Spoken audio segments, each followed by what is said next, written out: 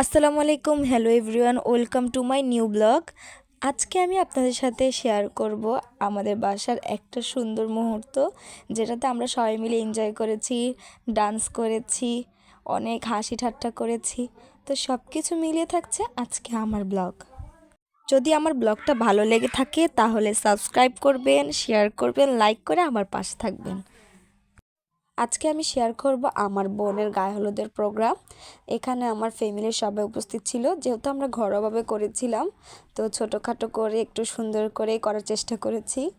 হলুদের আগের দিন ছিল মেহেন্দি, তো মেহেন্দিতে আমরা ঘরেই করেছিলাম।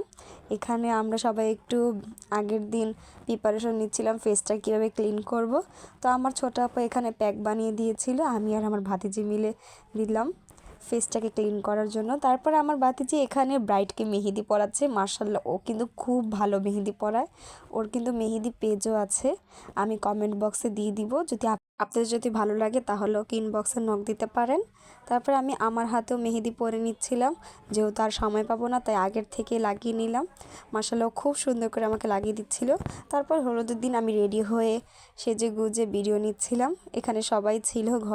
যেহেতু ঘরোয়াভাবে করেছিলাম তাই আমরা ঘরটাকে ডেকোরেট করে সুন্দরভাবে ওইখানে হলুদের আয়োজনটা করে ফেলেছি। তারপর আমি আমার হাজব্যান্ডকে এখানে খাইয়ে দিচ্ছিলাম। আমরা খাওয়া দাওয়াটা শেষ করে নিয়েছি। তারপর আমি উপরে যেয়ে দেখি, ও মাই গড, আমার ভাতিজা আর আমার ভাগিনা মিলে ডান্স করছিল। দুই ভাই মিলে, একজন বউ সাজলো আর একজন জামাই। ওরা অনেক ফানি ডান্স করছিল, আমাদের সবাইকে এন্টারটেনমেন্ট দিল। তারপর এখানে আমরা সবাই মিলে একটা গ্রুপ ডান্স করছিলাম। টিকাটলির মোড়ে গানটাতে আমরা সবাই মিলে ডান্স করছিলাম, এনজয় করছিলাম। এখানে আমার ছোট আপু সবাইকে ডাক দিয়ে একসাথে ডান্স করালো। তারপরে আমরা সবাই মিলে বেশ এনজয় করেছি। এখানে আমার ভাতিজার ভাগিনা আবার আরেকটা ডান্স করছিল র্যাপ সঙে। ওরা আলহামদুলিল্লাহ সবাই মিলে ভীষণ এনজয় করেছিলাম। আমার ভাতিজা, ভাগিনী, ভাগিনা সবাই মিলে অনেক ডান্স করেছি, অনেক আনন্দ করেছি।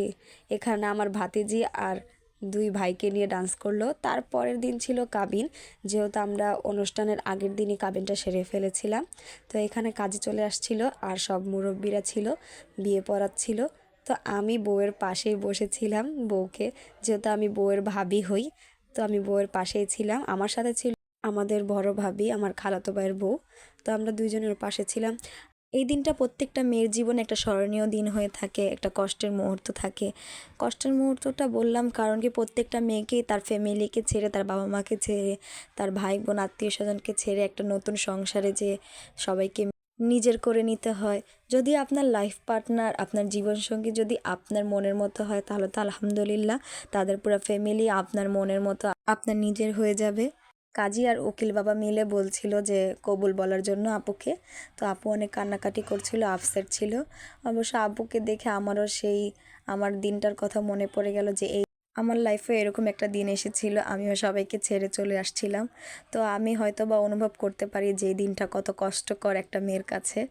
তারপর আপুকে আমরা সবাই বলার পর আপু অনেকক্ষণ পর কবুলটা বলল। তারপর আমরা সবাই আলহামদুলিল্লাহ বললাম। তো আজকের মতো আমি এখানেই বিদায় নিচ্ছি। সবাই ভালো থাকবেন, সুস্থ থাকবেন। আল্লাহ হাফেজ। আমার বোনের জন্য দোয়া করবেন, আমার বোন যেন তার নতুন জীবনে, নতুন সংসারে অনেক ভালোভাবে থাকতে পারে, অনেক সুখী থাকতে পারে। আর বিয়ের অনুষ্ঠানের ভিডিওটা আমি পরের ব্লগে শেয়ার করে দিব আপনাদের সবার সাথে ইনশাল্লাহ। আসসালামু আলাইকুম।